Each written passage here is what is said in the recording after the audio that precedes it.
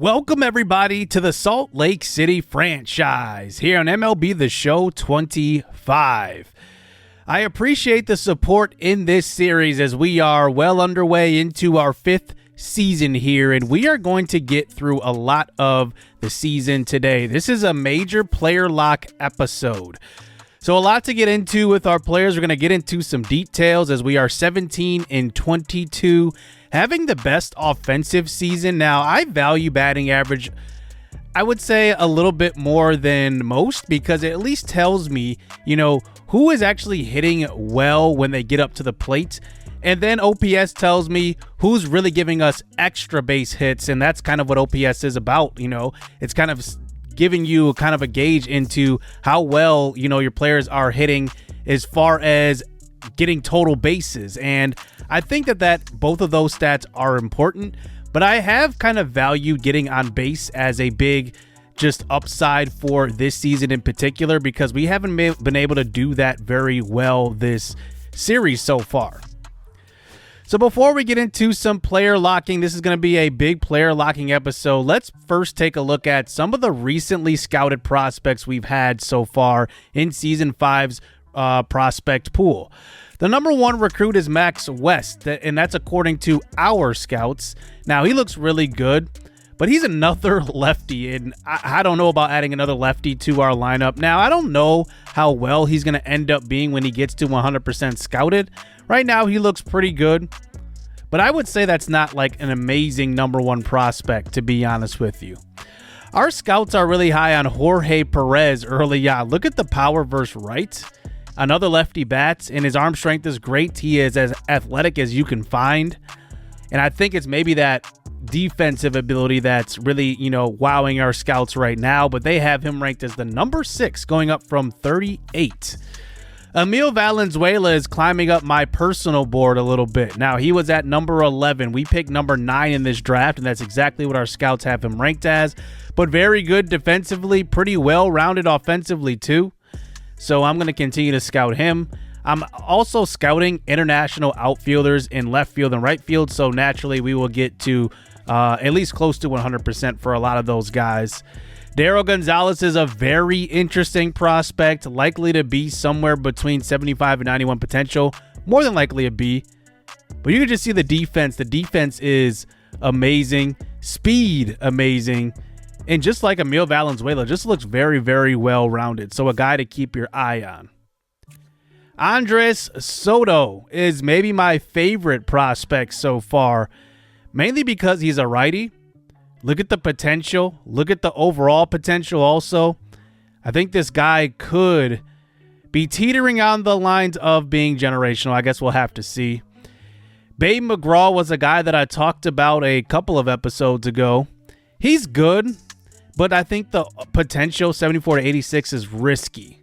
And that's my only thing. I want to get this pick right. Our scouts are really low on him, probably because the potential is potentially low. Probably a C, maybe a low B. Then there's other guys I still need to scout, like Charlton there and Pedro Rincon. Both of those guys look pretty good, could be generational, so I'm going to do my due diligence in finding out what we can with them. So today we're going to get through the end of the month of May and most of June.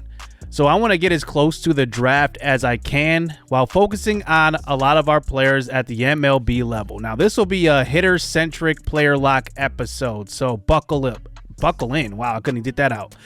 Now, Royce Lewis is interesting, coming off of a very, very productive year last year where he had a career year, one of the better years we've seen in this series, and won every single offensive award you can imagine. We signed him to a 9-year, $25 million a year deal. We did maybe overpay in terms of contract length, but in order to get a guy to sign with a team like us, that's what you have to do. Now, he is a very good hitter. One thing I've noticed so far is really his power to all fields, something we've only really seen with Terrence Madlock in this series. So it's good to have a guy that at least hits the ball hard every time he's up to the plate. And hitting him next to Terrence Madlock, I think is going to unlock Terrence Madlock's overall potential and really help him out as far as driving in runs. In this game, we end up losing 9-3, but I just wanted to lock on with him because he is, one of those franchise pillars going forward throughout this series. So let's talk about a guy we drafted number 1 overall back in season number 2, and that was Oliver Gonzalez. Moved up the minors pretty quickly, had 1 full year in the minors, and then progressed so much that we had to move him up. And then last year he won Rookie of the Year. I have still not given him that potential boost. I will do that. I won't do it in this episode though, but he's hitting 277 down from 300 last year. But he is a guy that, like I said, is a guy that I'm going to hit in the top 5 probably no matter what. He's just so good at getting on base. I wish he was a little faster, but catchers are just not that athletic. But he is a guy that I like a lot because of his switch hitting ability also. That is a big asset for a guy that you can't really, go to the bullpen and bring in a lefty and have a lefty on lefty matchup. No, he's going to hit from both sides of the plate. Now, what I've noticed from him is that he does hit from the left side of the plate a little bit better. And I don't know if that's a ratings thing, but I feel like when he's batting from the right side, at least when we're controlling him, he's not hitting the ball as well. But he still is a very, very good player to me. And to have a catcher who can hit like him is definitely very, very valuable, as he does get only 1 hit in this game versus the Mets. But we do end up losing this game as Ryan Pepio gets lost, and he only pitched 2/3 of an inning, giving up 6 runs in that inning. That was a terrible outing from Pepio. So let's talk about one of the guys that I am very, very excited about in this series. I am very excited about just his all-around play because Terrence Madlock was a guy that I locked up via contract extension early in his career, hoping that he would be the franchise player. He has not reached 80 overall just yet, but I think that this year could be special for him. He's in his 3rd year in the majors. He was the only guy that we've drafted who's gone straight to the pros, and he won Rookie of the Year in his rookie year as well. But I'm hoping that Terrence Madlock can get to a point in his career where he is a perennial 30 home run guy. I think he has the potential to get there. We'll just see if he actually does follow through with that potential. But he's got a pretty high ceiling. We drafted him. He was a C potential. Winning Rookie of the Year gave him that +5 potential boost. And I think that he's in for a very good year. So watch out for Terrence Madlock in this series. I think he's going to have a lot of big moments. And he's one of my favorite draft picks I've ever had in the show because, like I said, he was just a guy that I saw in the draft, and he was projected to be a 3rd rounder, but I could not risk him dropping. So I ended up selecting him in the 2nd round, and he's really, really good. Here versus the Cardinals, though, here is Christian Yelich at the plate. Terrence Madlock had an opportunity to be a hero, but a walk-off here in the bottom of the 10th as Christian Yelich does hit Luis Lara in from second base. And we get a nice little clutch win there at home versus St. Louis. So back to scouting really quick, and I wanted to check out Charlton Mathis. Interesting player. Now, he's far away from being a MLB level player, but can play every single position. He's probably going to be a B potential, and he's just an interesting guy. Good contact, good vision, not a lot of power, but great defensively. Just interesting. We're looking for a middle infield prospect to really hang our hat on, and Mathis is definitely on the list. We find out more about Valenzuela, and he looks very, very good. He has the potential to even be an A potential. So he has risen on our draft rankings up to 5. He started the episode at 9, and then Andre Soto is at 11. So both of those guys would be amazing draft picks, to be honest, all 3 of them. So either way, I think we'd be lucky to have any one of those guys. And right now, I think they're kind of 1, 2, 3 on my list, to be honest with you. So let's get back to the player locking. Mariano Aguilar is the next player lock, and this is a guy that is new to the scene. He came around in that Michael Vigil trade, and I wanted a depth middle infielder that we could possibly squeeze some juice out of. And he is still very young in his low 20s. So I think that this is a guy that maybe isn't the future as a starting shortstop or second baseman, but he does have some abilities that I do like. He's a plus fielder, not the greatest of arm strength, really good contact, He does strike out looking right there. But so far this year, he's hitting over 300, which is, pretty surprising, to be honest with you, after hitting 211, I believe, a year ago. So this is a guy that really could give us, more potential than what he gave the Rays. So I'm hoping that he will stick and he will work out because, like I said, this is the year to really make a playoff run. We end up winning this game on the road 5-1 off of Corbin Burns on the mound as well. So that's a big win for us. As we move on to the second player in that Tampa Bay Rays trade, and it is Michael Vigil. Now, he is doing really the opposite of what Mariano Aguilar is doing. Vigil's only hitting 209. Now, I've talked about this before, and he is already declining. So I had the idea that he would be a platoon player in the outfield, and that's exactly what we're doing. But because he doesn't really hit versus lefties, his ability versus lefties has actually gone down quite a bit. So I actually decide to start him in this game versus the Arizona Diamondbacks, even though Hagen Smith was on the mound and he is a lefty, just to see, what he would do if he gets some more at-bats versus lefties. But didn't really work out too much there as he grounds out to second base. And here he is facing Martin Mota on the mound, and he will swing and miss at that one. But Vigil is really struggling at the plate this year. Defensively, he has really changed our outfield, though. And that's the reason why I like him in the outfield. It's not for his offense. It's definitely for the defense. And we'll see if he can improve his bat. He actually has good ratings. It just hasn't translated to the field.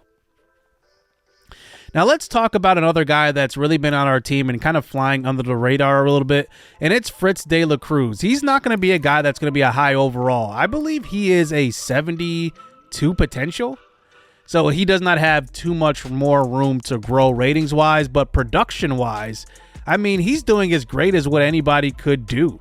And I think that if he could actually hit home runs, if he had that home run power, he would be a lot more valuable. But that's just not his game. He's going to be a base hit type of guy.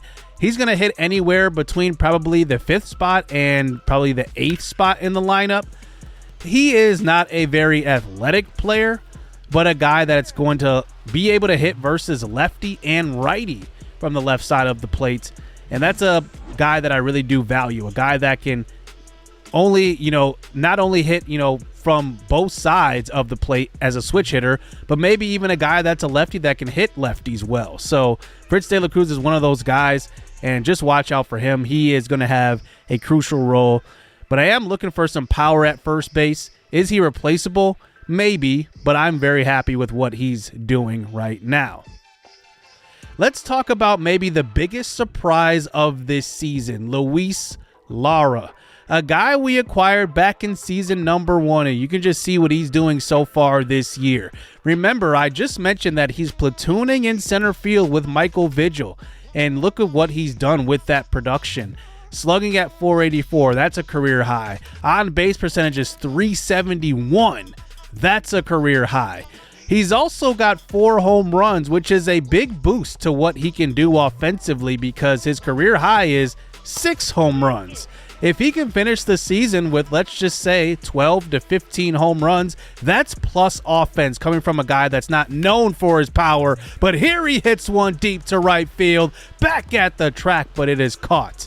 Now, last episode, if you remember, Royce Lara had a 2 home run game. He's got the potential to hit a lot of home runs, and when I say a lot, I just mean a lot as far as his potential. So I think he could potentially be a 15 home run a season guy, but I guess we'll have to see. I'm very impressed with him.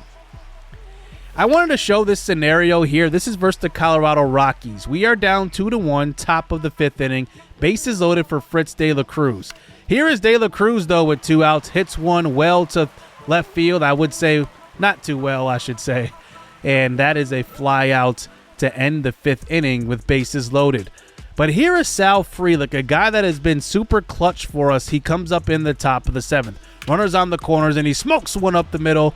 That is a base hit to center field, and it gives us the 3-2 lead here as now we have a 1-run lead here in the top of the 7th inning. Sal Frelick, one of those guys coming over from the Milwaukee Brewers via trade. Luis Lara came in a separate trade with the Milwaukee Brewers. But here is Michael Vigil finally coming through with some offense. This one to opposite field, and that will be an RBI single. And it is now 4-2 in the top of the 10th inning. That brings up Mariano Aguilar. The average has dipped below 300 since he's got a little bit more playing time. 0 for 3 in this game, but he does come through with a 2-out single. This will score the runner from second and move Vigil over to third, and it is 5-2 late. And I just wanted to show a string of hits. This is something that we did not do last year at all that well. And I'm glad to see that we're getting games like this. 16 hits. I know it's at Coors Field, but we've had a lot of such games where we've had a ton of hits. And now the runs are really starting to follow those hits. So we will quickly move to the pitching side of things because I don't want to play like with every pitcher, but I do want to show probably the most crucial one in our rotation. I think Calzado is really going to be a key component in whether or not we make the playoffs. Technically, he is our ace in the rotation. I have him in that first starting rotation spot, even though he is a lower overall than Ryan Pepio. And that's because when I drafted him with the first pick in this entire series, that was the plan, that he would be our ace of the future. Now, he did not win Rookie of the Year when he was a rookie because that went to Terrence Madlock. However, he's been really, really good in this series, and I'm very, very excited for what he can do. Now, he did have a bit of a sophomore slump last year, but this year he has recovered quite well. So here we face San Diego, who's having a good season. Here is Royce Lewis, who gets an absolute, just meatball down the middle of the plate, and he just gets under it for a fly ball to center field. Look at that throw from center from Jackson Merrill, but it is offline. And it does move the runner over to third. But that brings up Terrence Madlock. 293 on the year, career high in slugging percentage, and this one's driven deep, giving Calzado a 2-run lead to start out this ball game. Gotta love it from Terrence Madlock. I'm just excited to see what he's going to do this year. Could he make his first All-Star appearance? I'm guessing so, to be honest with you. I think that he's going to have a monumental year.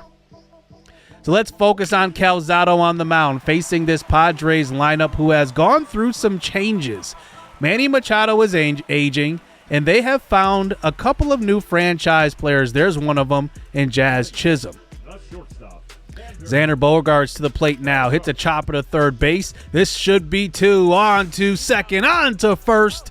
It's a double play. How about that for the defense? Up 2-0 now. Top 2. 1 out. Bases loaded for the new signing. 1 year, $13 million a year. Christian Yelich. Ground ball to Jazz. Over to short. Over to first. And Christian Yelich will beat that one out, even at the age of 37 years old, still able to run the bases well. So that gives Calzado another run of cushion here, but here comes Louis Dell to the plate. I want to emphasize Louis Dell because he is going to be their franchise player going forward. He is a rookie this year, but he is tremendous. 76 overall, has amazing power. This is a guy that is going to be great. He's only 18 years old. I don't know how I missed him in the draft. I definitely should have found him somehow, some way. But, man, he looks really good. And guys that look like him really give me a lot of motivation to find these gems in these drafts, like Terrence Madlock was. And it looks like San Diego also found one with Louis Dell. But there is a nice drop third strike on the swinging curveball out of the zone, and Calzado's through 2. Bottom 3 now. Here's another ground ball by Harrison Bader over to third, and the double play is on here for the Swarm defense. And that's a nice play that time by Royce Lewis over to the kid Elvis Esparza playing second base today. Top 4 now. Here is Christian Yelich at the plate once again, Remember, he has 1 RBI earlier in the game, and this one's ripped down the right field line. That will score 1. We will not send the second runner across, but it's going to extend this lead 4-0. This is something that our starting pitchers have not been able to have in this series, a lead. So now here we are, up 4-0. Here is Luis Dell up to the plate again. He is the front runner for Rookie of the Year, by the way, in the NL. A 2-2 pitch here, curveball, hard ground ball to third, knocked down by Lewis. Lewis picks it up and throws over to first. It will not be in time, but remember that name, Luis Dell. I have a feeling that we're going to have some battles with him. That brings up Brendan Donovan, who hits this one to left field, an inside and low pitch. And he ends up going to opposite field, and he does get the Padres on the board. As that brings up the next batter to the plate, and this one will drop into left field and will score the second run of the game, as Madlock does not get a good jump on that one. And that's a 2-out RBI single here as the Padres look to add some more runs, but a nice slider out of the zone will fool the batter. And it will be a 4-2 lead here as we do add a couple of more runs. Now on to the 6-2 now. Here is Jackson Merrill, who hits that one cleanly up the middle. And that will be not an RBI single. That will be a 1-out single here for the Padres. And as Estaban Calzado does approach 100 pitches, ground ball to third, and the third double play ball of the game. Calzado, that's kind of where he shines. He can fool the hitters at the plate, keep them off balance a little bit. The fastball is in the low 90s. Sometimes when he gets tired, it's at 89 miles per hour, but still a good outing from Calzado. 6 innings pitched, only 2 earned runs. So we move through the month of June here, and we do get into a couple of scenarios. Here is a big one, bottom of the 8th inning, Royce Lewis with an opportunity to give us a lead with a base hit, or at least tie the ball game up. And we'll see if Royce Lewis can come through as the former MVP gets a 1-2 count and does go all the way around on that slider. I barely tapped the swing button on that, and they said we went around. 7-5 loss here for the Swarm, but the month of June has been very, very good to us, and we will talk about that in a little bit. So I want to focus on guys, now that we just checked out Luis Dell. You know, I found a guy like this, Ryan Bone. Ryan Bone? Yeah, Ryan Bone. 65 to 76 potential. Like, the potential is not there. But what I've done in this series, if your overall comes in higher than your potential, I always will match the potential to the overall. And looking at his ratings, he looks like a guy that I could potentially steal in the 4th round. He is 116th ranked in the MLB, and I think that we could be a team that could select him late.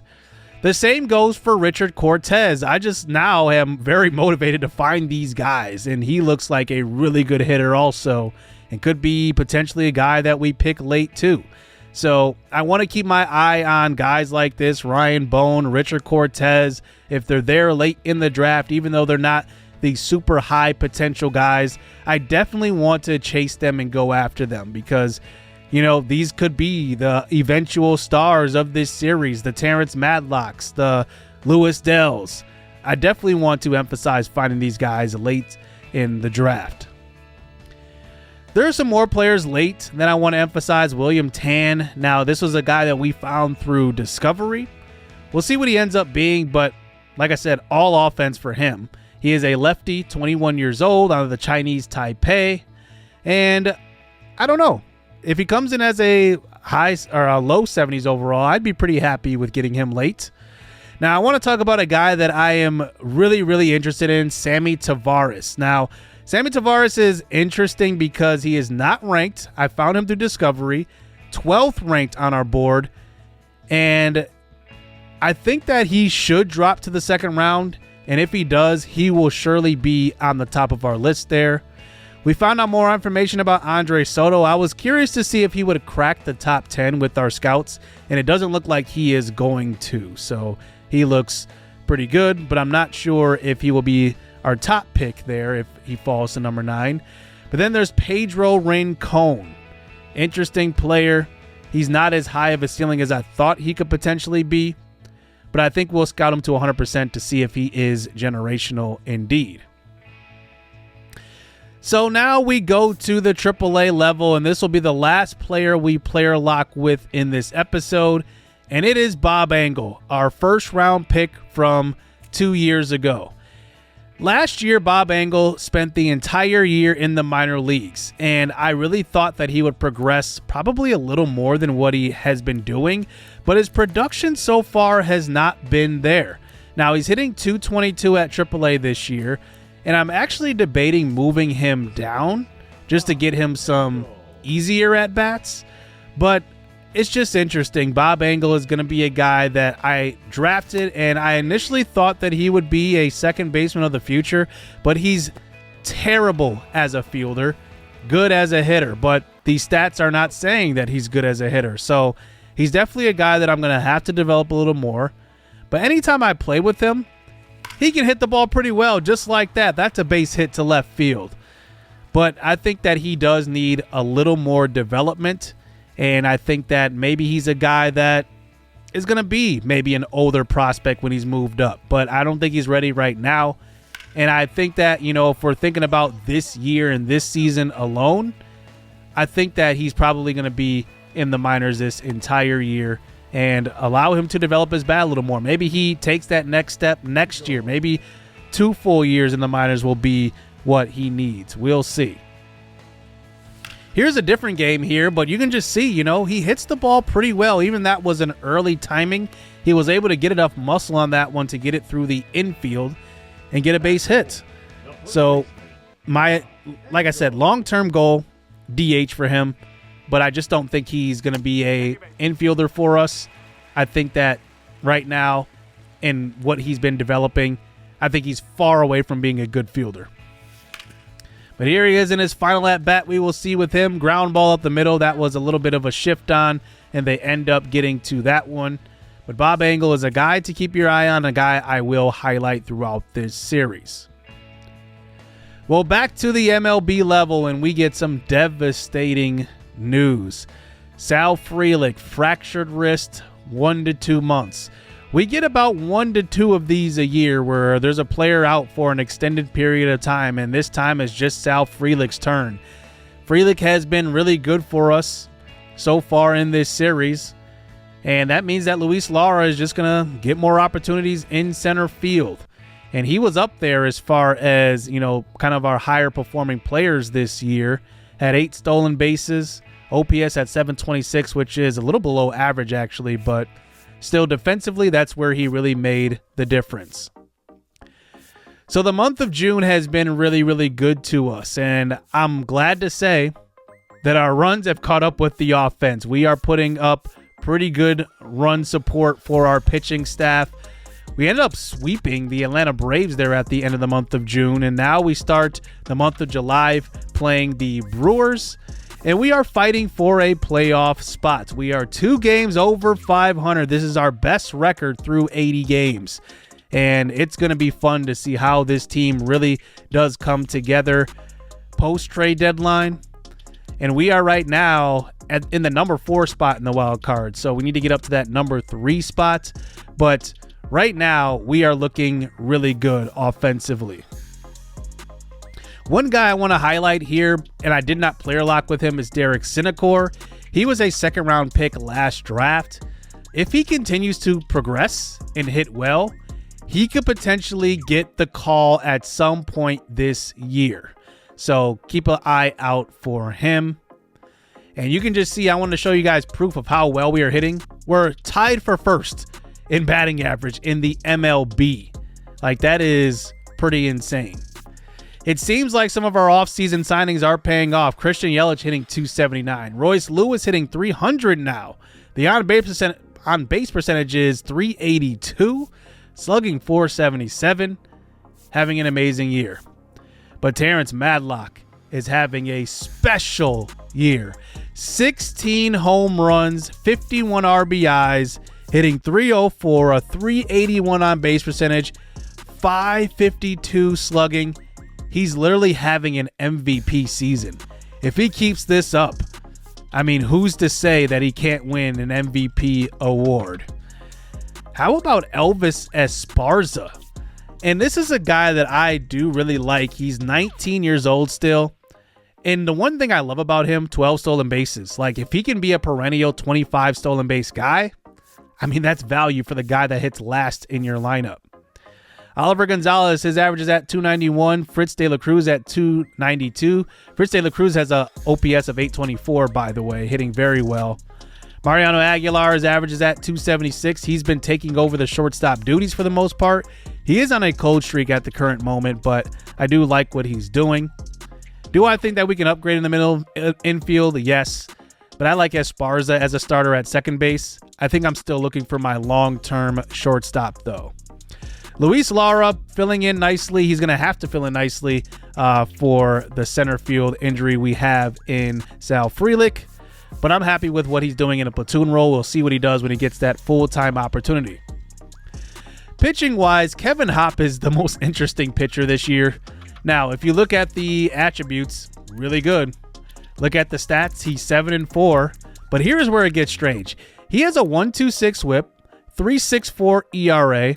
The strikeout to walk ratio isn't that great, but he's got a negative WAR.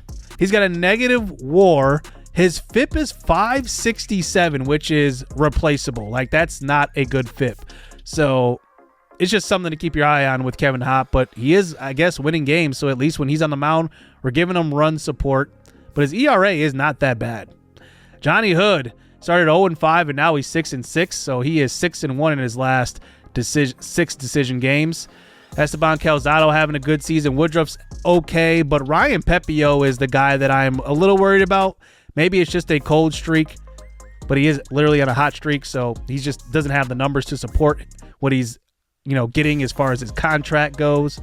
But then our bullpen is pretty good. Mariano Casto is probably going to be an all-star once again for the 3rd straight year. But one guy I want to highlight is Sean Bichard. He was a draft pick back in season number 1. He was a 5th rounder. He's been developing in the minors for now 4 seasons. And now he's got his opportunity, and he has not squandered that opportunity at all. So as we end this episode, I do want to show you guys something here with the awards. Terrence Madlock right now is number 2 in the MVP running in the NL. Having an amazing year. But Brent Rooker is having a crazy year. 27 home runs, and we're not even at the All-Star break. 79 RBIs. I'm not sure if Terrence Madlock is going to catch him. He's going to have to maybe win the batting title to catch him. But that is just remarkable to see Terrence Madlock here in this position. And this is what we wanted from him. We wanted him to eventually get to this moment. And I think he's going to seize it. He's going to be a multiple award winner. We'll see if he can close it out this year. So next episode, we will get into the draft, and we will highlight some pitchers. This episode was about the hitters. We will highlight some pitchers next episode as well, and we'll see what the trade deadline looks like also. So hit subscribe, hit that like button. I hope you guys enjoyed this episode. Let me know what you guys think of the squad this year. I think this is our year to legitimately make a run. Hit subscribe, hit that like button. Stay tuned. Let's get it. Let's go.